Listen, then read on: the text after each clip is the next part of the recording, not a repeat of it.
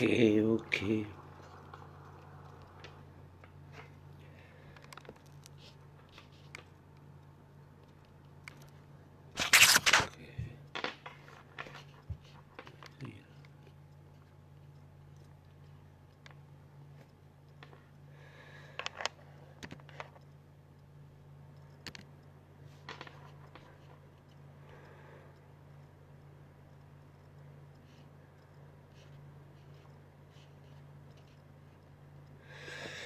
Aye, kota me hangasuna me yama.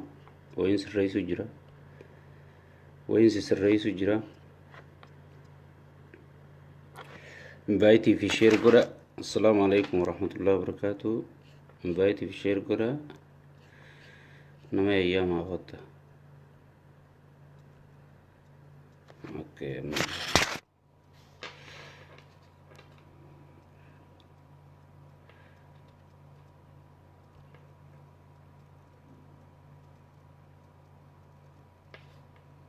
Okay.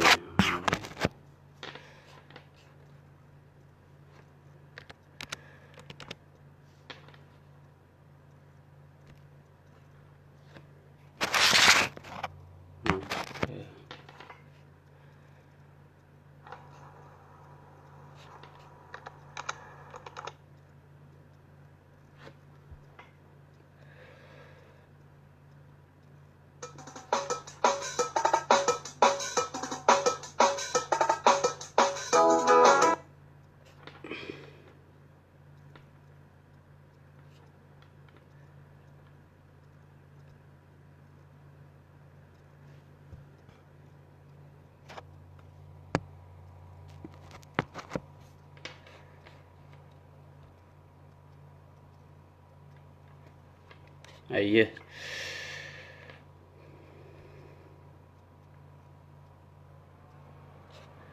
Amma tartibi godanne.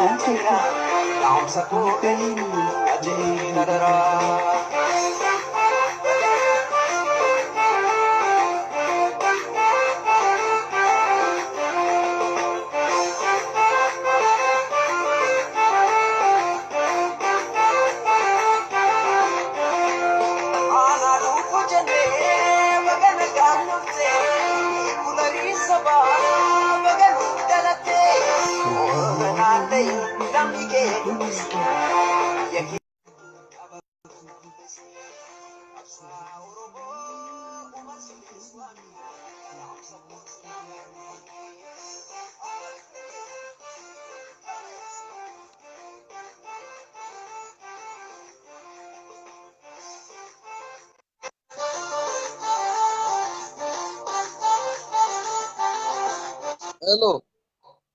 Halo, assalamualaikum warahmatullahi wabarakatuh. Baru ati berri siti arketin invite sigo de Facebook maka urdu fatin baname jet.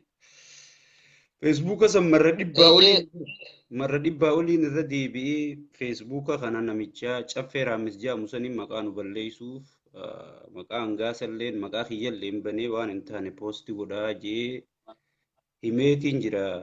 Barrulleen himnee jira namnillee sheer godhee himee jira. Kanaa ol asirrattiif barreesseetiin dhufamu akkamiin taayeetiin yaaddee beekta.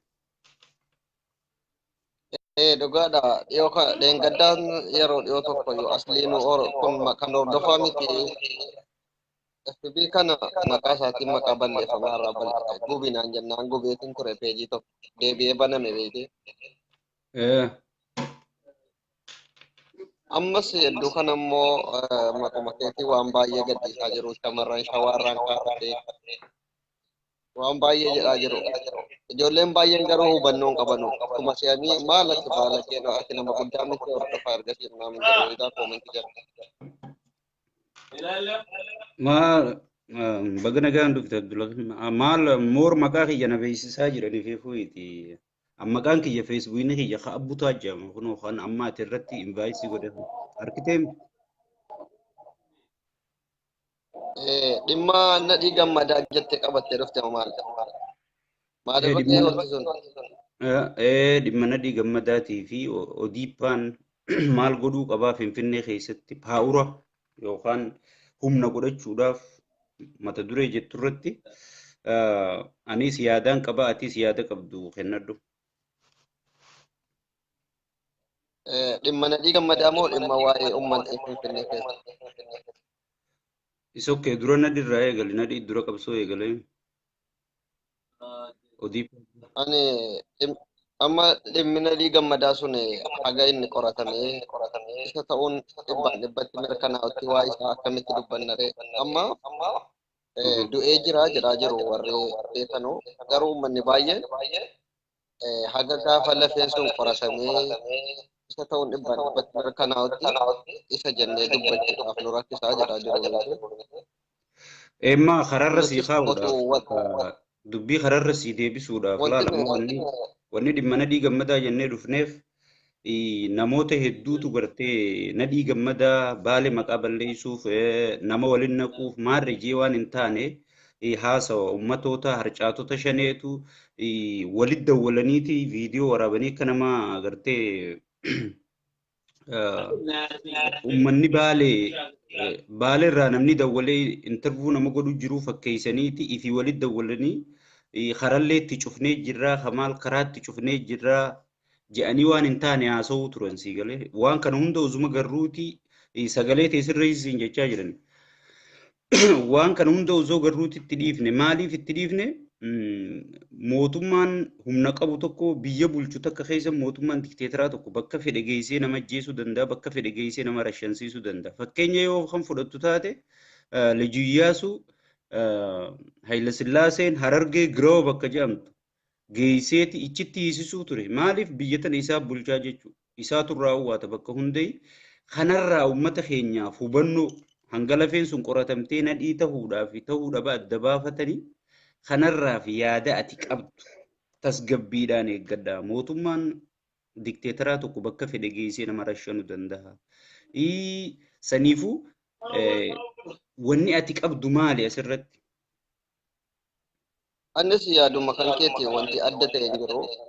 Namni kamuyyuu baalee keessatti saaduu arra ajjeefamu waa bootaa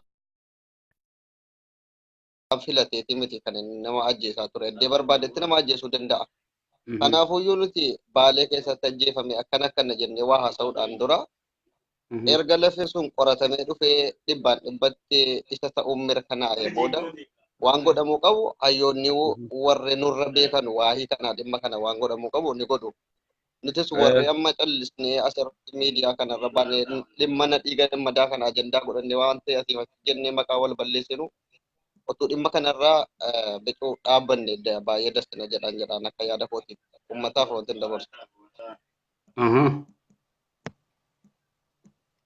Kanumaafuu dhimmi kun dhimma nuti ajandaa godhannee ittiin maqaa wal balleessuu sagalee wal waraabuudhaan abboota akkanaatti ebaluu takka godhee kamaal galchuu kan akkana godhamee dhimmi kamaal galchuu maqaa balleessaaf dubbatamus ana baay'ee dastinan jenneen. Anis baay'ee sanumaatu xiqqoo na tuqeetiin dhufee yaada asirra kennadhe amma nuti Dooktara Sibiittiin Se'aansaadha. Nuti ammaan yaada mataa kiyyaa mata duree itti aantu irratti yaada kennatteetiin si geggeessa. Mata dureen an siin jiru odiippaan humna godhachuudhaaf Finfinnee keessatti akka yaada mataa keetitti maal godhuu qabame? Ani akka yaada kiyyaatti kan hin jedhu Odeeffaan ammaaf kaleessa yoo argiteetti ta'e LTV irratti illee affeeramanii warri haasaa turan kan akka Amiin Jundii ummanni baay'een achi keessatti kan dubbataa jiru. Ammaaf Amaaraan baay'ee wal gurmeessite Oromoo irratti qabsaa jirti beekee.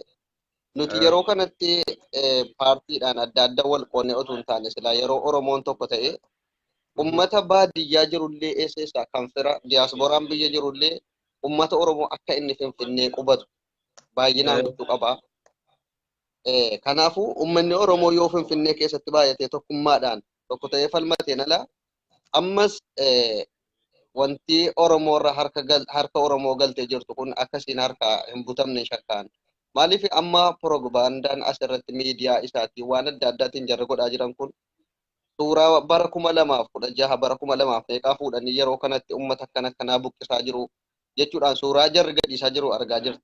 Garuu nuti amma waan beecuu ganda keessaa dubbataa jirra malee waan jarri ajandaa ciccimaa akkasii godhatanii holola Oromoo irratti gaggeessaa kana callisne yoo laalle baay'ee rakkina cimaa uummata Oromoo irraan gaha. Kanaafuu Oromoon yeroo kanatti tokko ta'eeti akka aangoo nama dhuftee harka keenya galte kun nurkaan baaneef tokko ta'ee Finfinnee keessatti kan mana lama qabu kaaniif kennuudhaan wal Finfinnee keessatti wal daneessee uummanni Oromoo baay'achuu qaba. Biyya isaati handhuura Oromiyaati waan taateef Finfinneen. Jarri garuu magaalaa hunda keenyaati malee kan nam tokkooti jedhanii amanaan jiran ammas taatu. Finfinneen kan Oromooti jedhanii amanuu fudhachuu hin dandeenye jarri. Nuti immoo kana callisuu hin qabnu. Dhibbaan dhibbatti keenya waan taateef akka barbaannetti wal intini jennee keessa jiraachuun nama gaafachuu eeyyama nama gaafachuu hin qabnu jechuudha Finfinnee keessa jiraachuudhaaf. Finfinneen keenya jennee achi keessatti wal waamnee achi keessatti waan adda addaa gochuudhaaf jechuudha. Yaadni an qabu kana waa'ee. Dhugaadha Abduus yaada bareeda lafa keessa. Ana immoo akka yaada mataa kiyyaatti wanni godhuu qabu Odiippaan ichi keessatti maal gochuu qaba bakka informeeshinaa keessaa bakka dalagaa barbaadu nama Oromoo haayuu qaba. Maaliif shamarran Oromoo hiriirseetuma biyya Araba yaasuu xalaba yaasuu takka diyaaspooraan dhufee fuudhee biyya alaa yaasuu osoo hin ta'in uummanni Oromoo wanni gochuu qabu. Odiippaan wanni gochuu qabu. Ijoollee Oromoo shamarran Oromoo haa ta'an dhiira Oromoo haa ta'an dalagaa Finfinnee keessaa kennuuf qaba.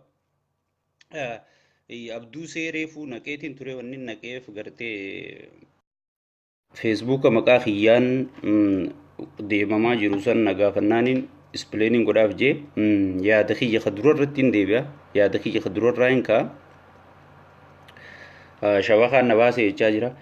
Wanniin juu dhimma nadhii gammada irratti dhufe harree wanniin dhufeef nadhii gammadaa kan kutaa tokkootii miti, kan gosa takkaatii miti, kan ganda takkaatii miti.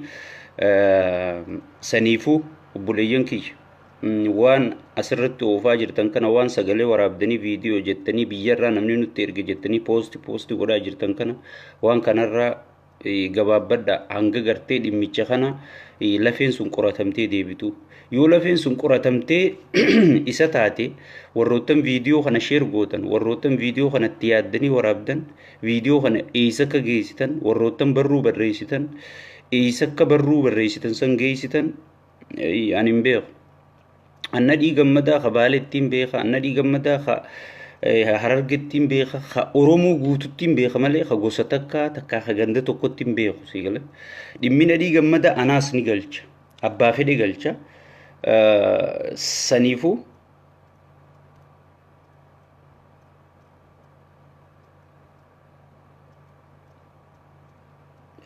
asli bayi deebi hin dalagu wanni kee invaayitiin kee hin dalagu. Bayi deebi dhimmina dhiigammadaa abbaa fedhe galcha. Saniifi gartee namni hundinuu wanni waa'ee na dhiigammadaa nu galcha jee dubbatuuf tanaafi malee waan birootiif miti. Garuu Baalee maqaa balleessuuf Baalee maqaa maal gochuuf Baalee wahii maaltu maqaa balleessa asirratti Baalee maqaa balleessuu hafide maali asirratti sigale. Saniifuu waan akkanaa dhimma ajandaa namaa guutanii nama waliin nyaachisina. Nadhii gammadaa kan barbaaduu qabu harraa badee nu hunda. Jeneraal Kamaaliitu ajjeesise. Jeneraal Kamaaliitu kana goosise. Jeneraal Kamaaliitu kana goosise jechuun Jeneraal Kamaal gaafas jiraawi Harargee keessa jira gaafa nadhii gammadaa qabamu gaafa nadhii gammadaa dhabamu jeneraal Kamaal Harargee ture eessatti nadhii gammadaa wajji wal arkee dhabamsiisuu danda'a ajjeesisuu danda'a maaliif goosisuu danda'a saniifuu xiyyaa hoggii dhuftu duraanuu fuulli kee qibaaba fakkaataa fuula guuraan dhufeen kokkoflaa kootu ilkee adii kan namni si harkutti si galu. Salaamu alaikum diaspora. Waalaikum salam warahmatullahi wabarakatuh. Mata duree irra jiru ni gartaa. Mata dureen teenya irra gartee dhimma nadhii gammadaati maal jetta asirratti? Mata duree dhaggeeffachaa ture. Duraan dursee na affeeruu keetiin galatoomii itti aansuudhaan dhugaa jette akkuma atuu jette jaalladhii gammadaa I think anillee akka yaadutti akka namoonni irra caalan namni akka namaatti yaadu namni kun beektaa yeroo ammaa kana sa'aatii amma keessa jiru jaarraa 21 kana keessatti namnummaan Oromoo kunu Oromoon gosa lama jira. Takkaa miti Oromoon dur takka jechaa turre Oromoon lama jira amma.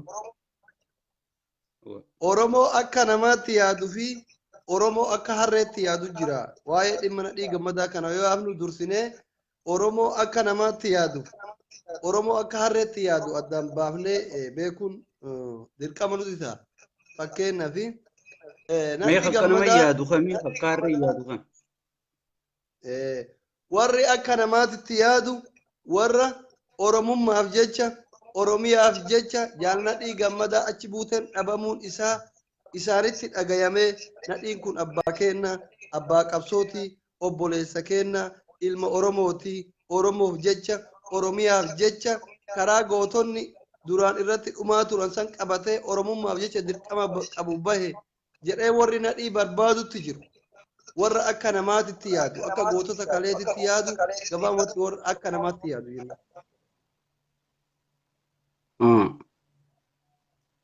Warri akka harreetti yaadu mootu akka harreetti harree gaditti yaadu numa maaliif barbaadamaa warra jedhu maaliif nadhiin barbaadama warri jedhu sun I think numa gosa namaa keessatti lakkaa'uun hin ulfaata dhugaa rabbiitti maana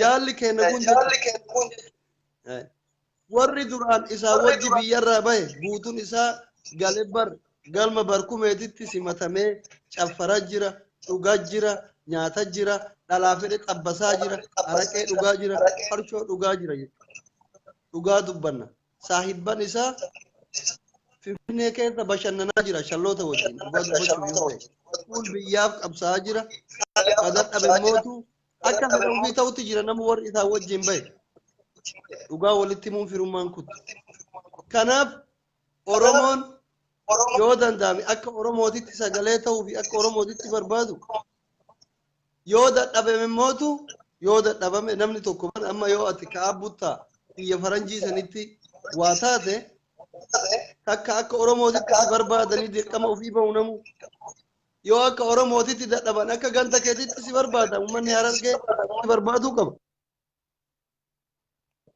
Ati amma akka kaabutta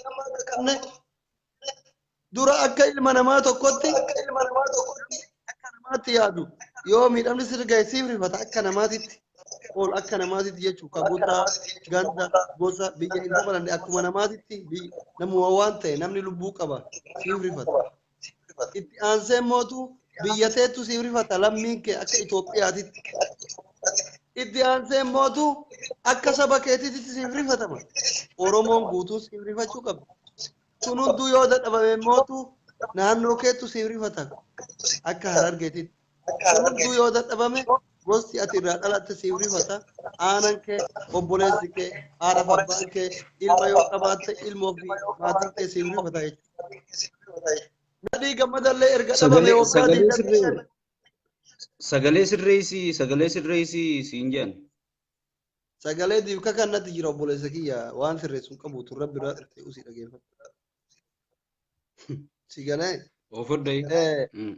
Jaalladhii gammadallee erga achi buuteen isaa dhabamee nuti garuu ka waaqaaman agarreemi akka seenaan himutti akka namoota jajjabara dhage nuti waggaa 25.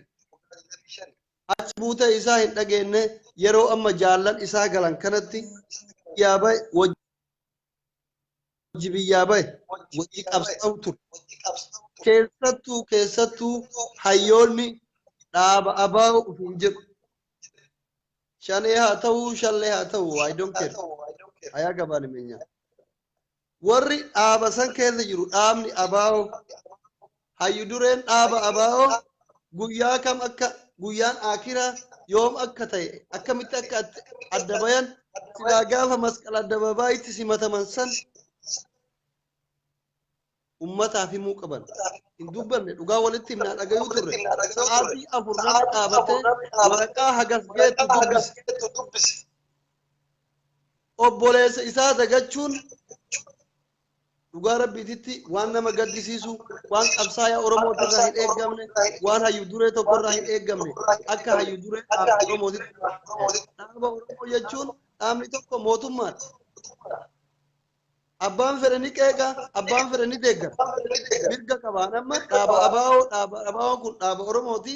Yoo naa ta'e deeggaru, yoo naa ta'u baate qeequ, arrabsuu mirga qaba. Mirga kuni mirga kiyya jechuudha. Aga ilma Oromoo ta'etti waan naa ta'e irraa fudha dhaaba kamuu dhaaba Oromoo kamuu waan naa hin taane immootu hin taane jechuun ni mirga qaba. An akka ilma Oromoo tokkotti wallaahi ka rabbiin natti argu guyyaa san yeroo inni walgahii san xumure namni dhufee waraqaa biraa fidee dubbisaa ture ana viidiyoo jira anuma waa takka hin beekne wallaalaa kan anaa biyya baqaa jiru kana gaafa Daawud Ibsaa waraqaa san dubbisee geesse akka isaatitti namni Oromoo dura dhufee waraqaa san dubbisuu yaale ana itti aansee ganama ati dhufte dhugaa dubbanna hin jira viidiyoon maaliif yan jibbaa qabsaa'aan galuu jibbuu osoo hin ta'in manguddummaa isaa isa kabajuu qabu osoo hin ta'in takka jedhee nadhii gammadaa waamaa waan eegaa tureef sa'aatii afur guutuu eegee hirribni na qabe jechuudha. Hin dhageenye nama hunda dubbisee sa'aatii afur dubbisee akkamitti akka inni oduu qabu hin dhageenye jechuudha irraa dhabne Daawud Ibsaa. Itti aansee mootu eenyu dullacha biyya faranjiitti gala kana leencoo lataa. Numa dhageenye jechuudha. Namoonni hedduun hayyoonni nu duraa hedduun yeroo kaasan akkitti leencoo lataa dhabame. Weellee Jeneraal Umar Suleeman irratti illee dhaga'uutu ni dhageenya. Guyyurraa keessattuu Dr. Angaasaa yeroo hedduu Umar Suleeman baratanii dhageenya. Akka ummanni himutti namoonni dura jajjaboo himutti leencoo lataa xiyyaaran dhufee obboleessaa fi ilma eessumaa baasee namoota hedduu dhiisee jiran ni beekaa jedhan. Haa beeku haa wallaalu. Waliin qabsaa'uu turani.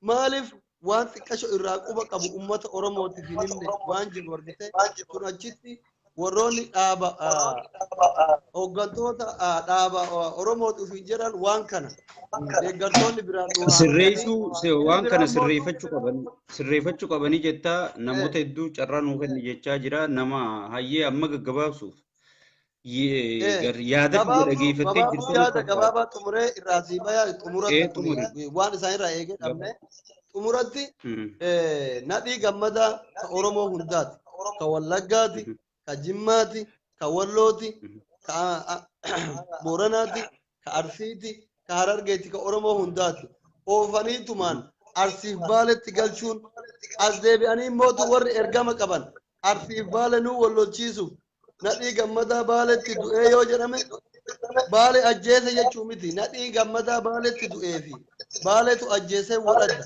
goonni diinni kee yeroo si ajjeesu bakka siif mijaa'utti osoo hin taane bakka isaan mijaa'utti ajjeesa Baaletti du'uun mala Jimmatti du'uun mala Wallaggatti du'uun mala Wallootti du'uun mala bakka isaan mijaa'utti ajjeesa diinni waan ta'eef bakkeen inni jiru akka inni itti du'e yoo ummanni Oromoo kan barbaadu yoo du'e du'aa isaa barbaada sabbaru akka inni itti du'e baru yoo jiraate jiraachuu isa barbaada malee eessatti akka du'ee fi maalitti akka du'e barbaada malee naannawa inni du'e san ummata naannoo saniitu ajjeesee jechuu miti Tigraayitti yoo du'e Tigree ajjeesee jechuu miti diina ajjeese malee. Kanaaf kalees namoonni ooftanii dhadhii kana garuma Arsii Baaletti galchitan waan kana osoo sirrii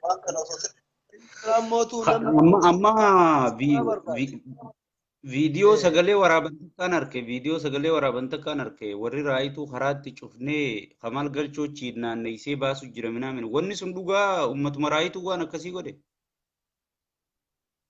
Laazuni namni yeroo ammaa kana kijiba sooshaal miidiyaa kanarraa namni ismaarti ta'ee jira namni baratee jira. Kun warri sagalee waraabu warra dheengadda gaafa woboonaa galtu jedha waraabuu barate. Warra guyyaa kana dheengaddaa suuraa intaloo baqqalaa garbaatii fi jawaarii wajji kaatee waraabuu barate. Warra akka beekan gulummaa uummata sammuun tortoraa kan argite uummata shanee jala fiigu kana tayaa jedhee yaadaanii.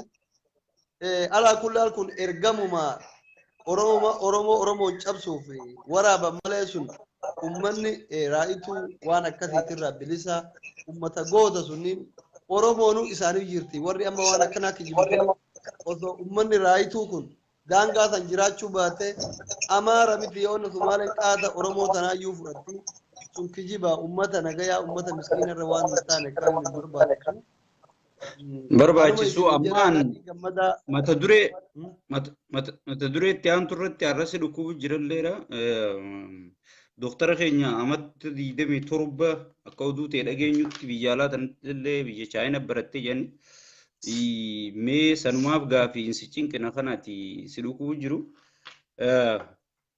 Yaada Finfinnee keessatti paawura yookaan humna harkachuuf Odiipaan maal godhuu qaba? Amma Odiipaan hanguma hoogganaa biiroo sani malee ummata keessatti ka diinagdee harkaa qabu ka dalagaa nama geessuu danda'u ka xayyaara keessa dalagu ka gartee bakka gurguddoo addunyaan gartu namni biyya alaatii dhufe turistii haa taatu paarkii bakka ummata bashannansiisan haa taatu ka kana dalagu hundi ummata gosa birooti kana hunda waa takka Finfinnee bichaa ofiisa bichaa qabatanii taa'uun bu'aa Abiyyii fi lammaaf hin qabu. Saniifuu shamarran keenya kana bibbireeda qabna shamarran kakka habashaa daran bireedu qabna. Shamarran keenya kanaaf dalagaa xayyaara keessa filaayitatte daandii tan jaantana warra xayyaara keessaa sarbi nama godhu kana siigale afaan Oromoo warra beeksisu ani Oromoodha jecha afaan Oromootiin tahaasu Itoophiyaan hin tan jenne bakka komershaala gurguddaa kana OPDO'n nama keenya naquu qabdi dalagaa Finfinnee keessa nama keenya naquu qabdi siigale gubbumarra oofisa qabattee jalaayyoo bu'aan qabaanne bu'aan takkan qabdu kanarratti yaada ati qabdu mee yaanni kiyya kanaa beektaa ijoollee teenya biyya arabatti erganii asii kanarratti dhugaa rabbi waa'ee shamarran kennaa kana kaaftu kun doktor Adliin shamarran kana waan jaalatu mimmaantu qabee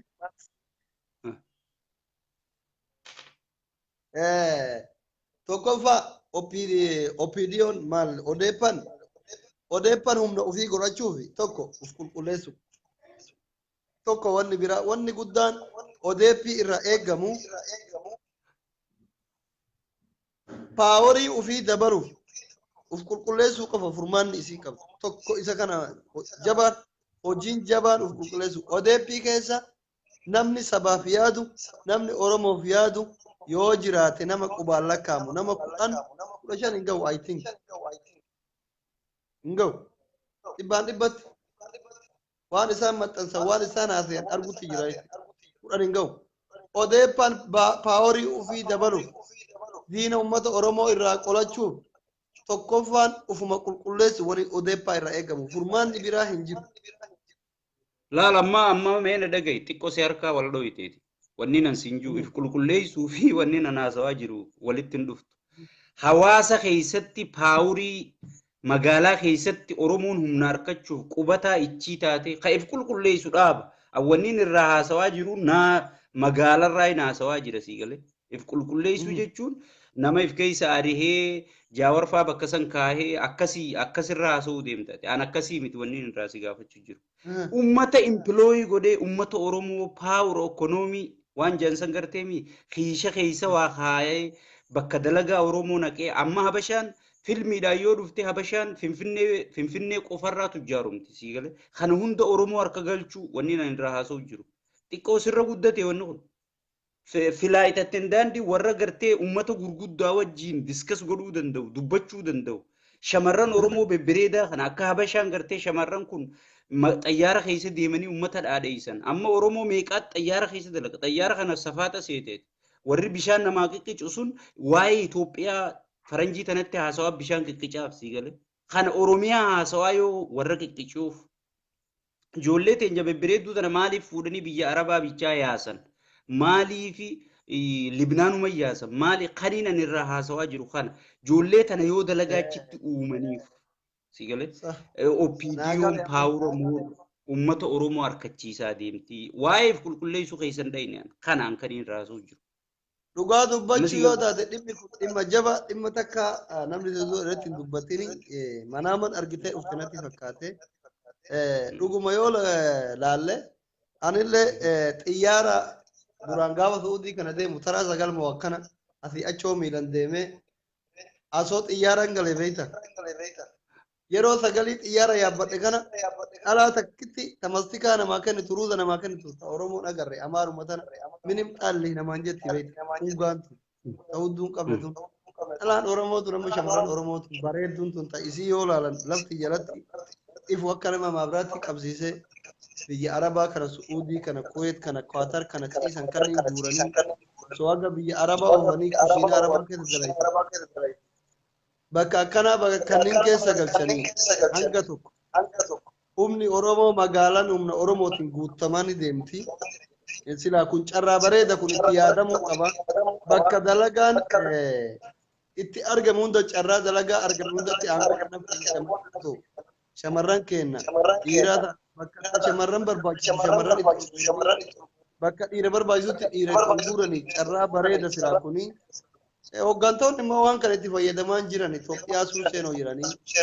Ati shamarranii boottaa muummeen keenya qabnu jaaladhu kana dubbisee faranjiin dhuftu warra soddaa fidee laallibalaa qabrii daawwachiisa. Amma warra inni daawwachiisu san hunda warri bishaan kennuuf alaabaa Itoophiyaa harkatti hidhattee kennitiif Itoophiyummaatti calaqqisaa kennitiif ta Oromoo immoo yoo achi keessaa qabaanne alaabaa teenya hidhattee kennitiif Oromoo ati maali yoo jedhaniin dura Oromoo jettiin Oromoon tun addunyaa gurra seenaa dhufti Oromoon tun beeksisa moor komershaal ta'aa dhufti amma Itoophiyaa yoo jedhan uummata gurraacha kana sitti as baasan sii gale yoo Google seentee ilaalu kana fayyadamu abajaa nama bar yoo Itoophiyaa Oromoon akka biyyaniin gurraacha fufukkataa malatee akka kiyyaaf keetti kan agarsiifti nama babbareedaa akka Jawaar akka Abiyyi kanneen agarsiiftu akka xayyibaa tana faa dhoysaniituma namuma akka kiyyaaf keetti ara bakka faranjiin dhudheessiti iyyuu kana gurraacha isa Oromoo fukkatu. Wanni kun itti yaadamuu qaba sirriitti yaada bareedaadha odeeffama. Akkasii ayyeemee nama birootiif hin carraa kan naa galatamu. Akkasii obboleeyyan kiyya kabajamoo fi jaalatamoo laal wanniin ani irraa jechaa jiru kun waan amata meeqa boodatti dhufuu teessanii wanniin anarra isiniin jechaa jiru kun wanniin ani isiniin jechaa jiru maali? Oromoon paawura harkachuuf Oromoon magaalaa keessa galuu qabdi. Ijoolleen shawaa sun ichi galuu qabdi. Diyaaspooraan asii galtaniis Oromoota osoon akkanumatti gartee yaataniituma haasofsiisuun ta'e namaaf dalagaa uuma. Paawura itti godhuu jechuudha. Nama kee gartee if dandeessisu kiisha keessa waa kaa'u walgahiin hoggii dhuftu siif dhufa filmiin tokko hoggii eebbifamu siif dhufa gartee makiyeetiitu keetii jechuudha.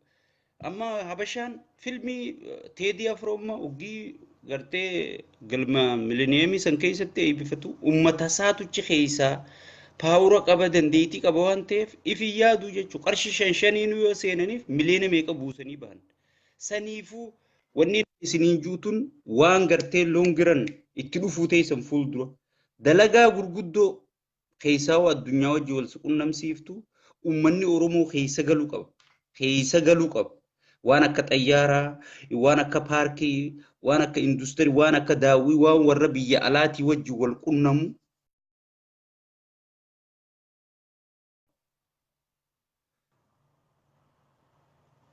Dhagamoonni feeti.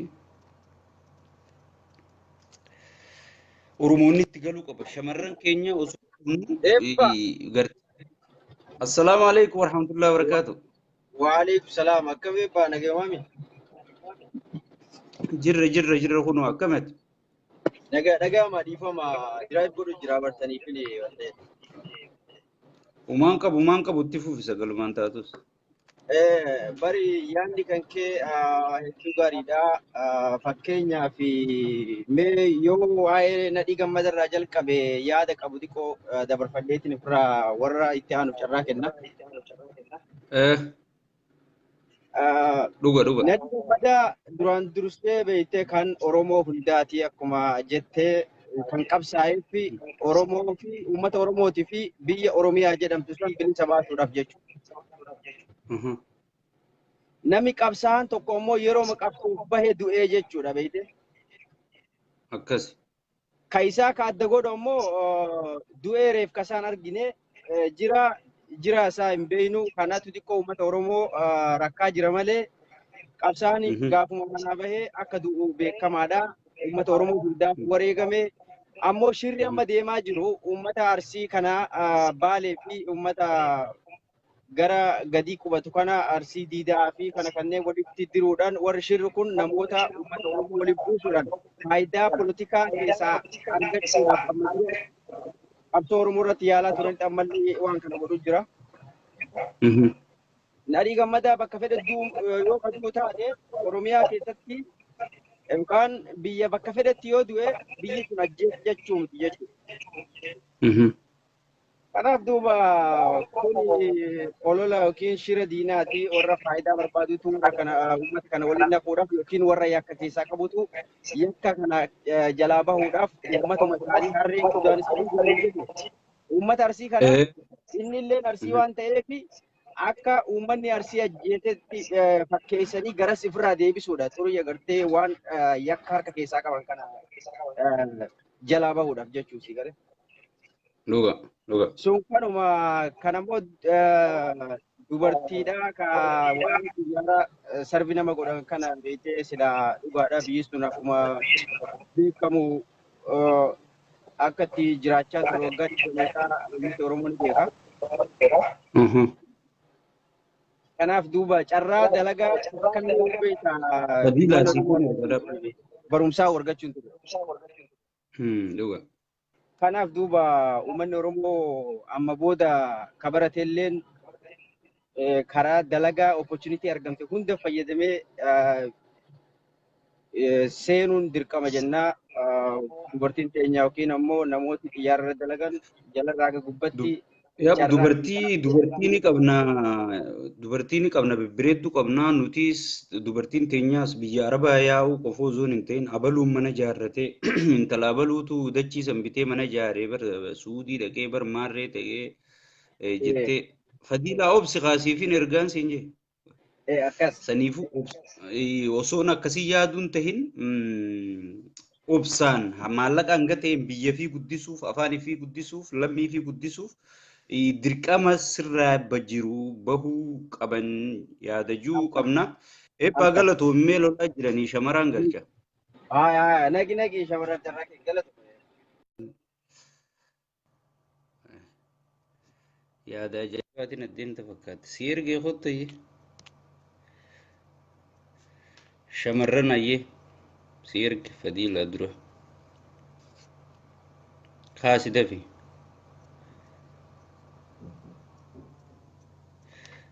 Decline gootare hin kaastu. Shamarran qofama kan hin carraa kennuuf. Akkasii obboleeyyan kiyya wanni nan isiniin jiru yoo jiraate biyya alatti orihuu biyya teessan dhiiftanii orihuu osoo hin ta'in biyya teessan jaalattanii Oromiyaa kan jaalattan taate Oromiyaa irra dhufee namni isin tajaajilee maqaa keessaniin beekamuu hin qabu. Hundi keessanuu halo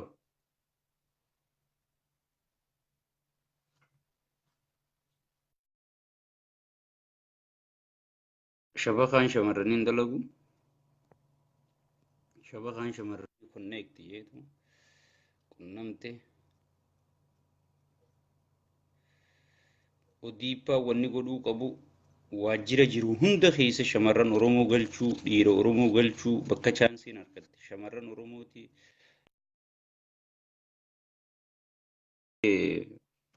caljanii firma fi ol yaamuun taane shamarran sadi connect jeetu madite isin carraa I think networkiin hin dalaguun se'a networkiin hin dalaguun fakkaate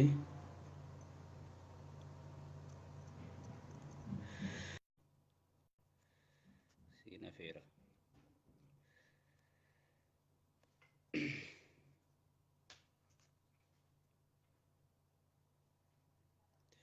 oromtitti amma si ergeen dinne si ergee didee bara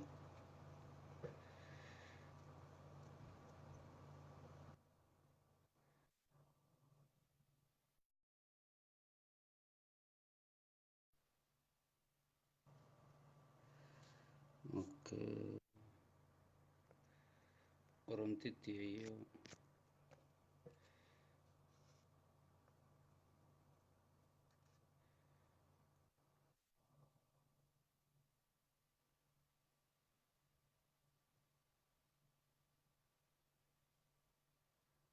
oromtitti connect jaagarta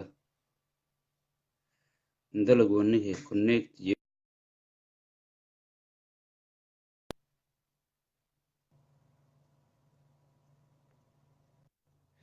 kanaafuu shamarran keenya dhiifama isin hundinuu wanneen ani isiniin juu dhiifamaa wajjin naa dalaguu dide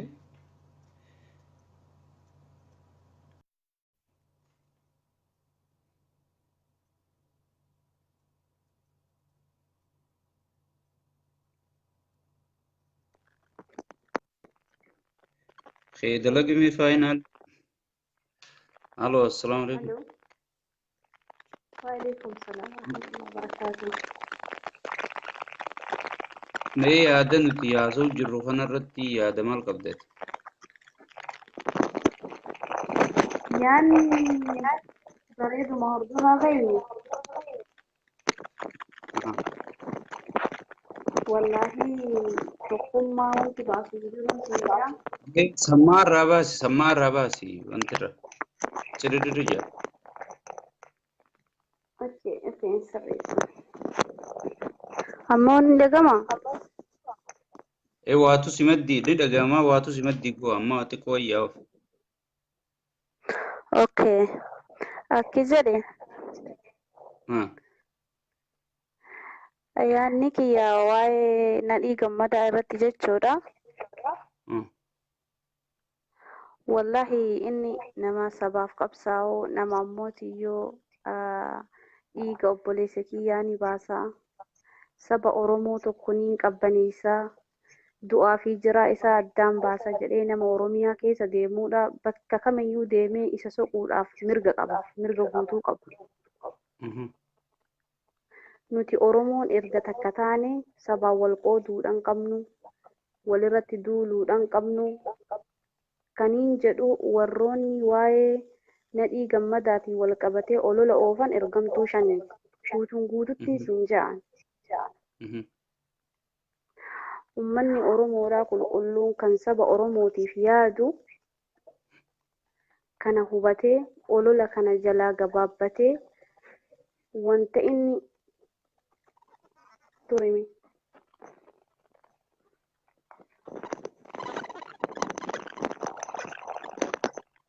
Ni dhageessaa? Ni dhagaya.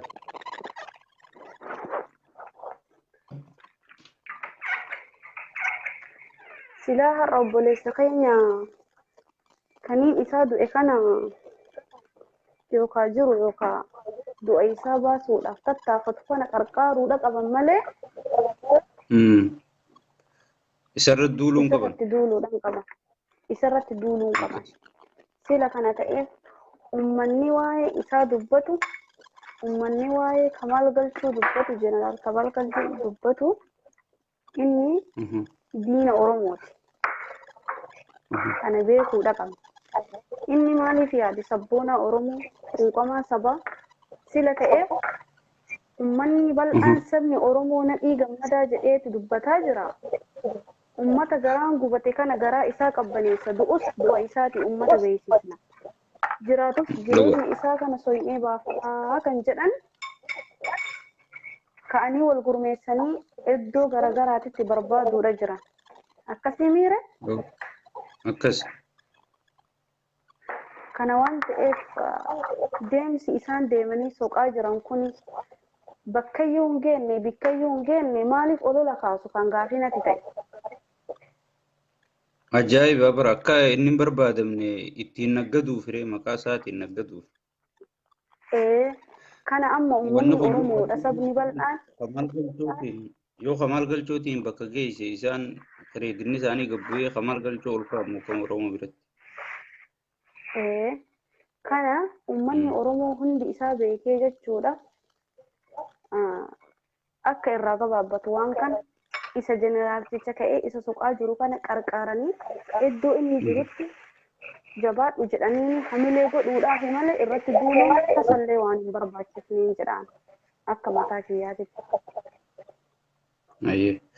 Yaadatti aanurra maal jedhu shamarran keenya biyya Arabatti erguu osoo hin ta'in Habashaa bakka gaarii qabsiisanii bakka hundaa'uu dhiibbaa humna godhachuuf magaalaa gurguddoo hunda keessatti even xayyaara irraa qabee hanga paarkii bakka biyyoota alaa qunnamtii waliin qabu kana hundaa'uu ijoolleen Oromoo achi keessa seentee waan Oromollee ni barsiifti, Oromiyaallee ni barsiifti, uummata Oromollee maal akka ta'e ni barsiifti.